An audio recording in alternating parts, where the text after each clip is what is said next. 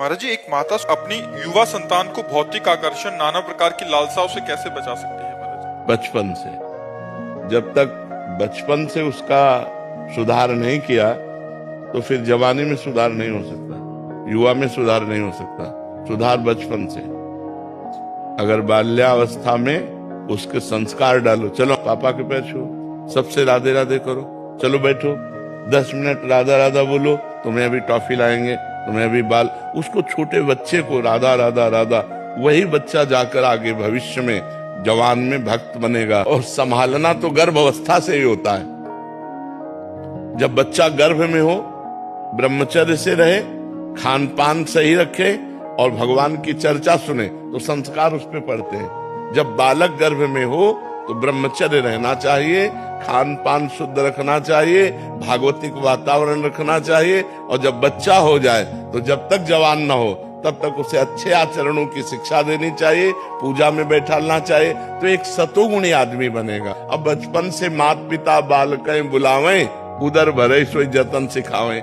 अच्छा, बच्चे देख रहे हैं हमारे माता पिता क्या आचरण कर रहे हैं। अब आप नशा कर रहे हो, आप गंदी बातें कर रहे हो, हंसी मजाक कर रहे हो, गाली दे रहे हो, तो वही संस्कार तुम्हारे बच्चों में पड़ रहे हैं। तो हम स्वयं सुधरे, माता पिता स्वयं सुधरे, ये सावधानी रखें कि बच्चों की दृष्टि में उनकी किसी भी तरह की हरकत ना आने पावे।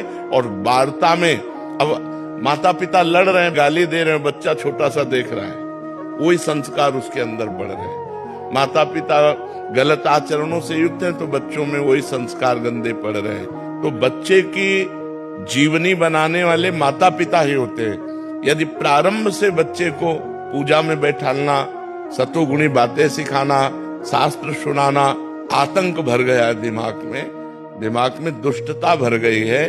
क्योंकि आधुनिक पढ़ाई और आधुनिक सफलता देख देख करके वो मतलब उनकी जो बुद्धि है वो भ्रष्ट हो गई, अध्यात्म से भ्रष्ट हो गई। तो ये जवान लोग जो है, जो गलत रास्ते अपना रहे हैं, उसका कारण है उनको बचपन से अध्यात्म की शिक्षा नहीं मिली। नहीं, देखो रामायण में देखो, प्रातः काल उठ के रघुनाथा, मात पिता गुरु नामय माथा।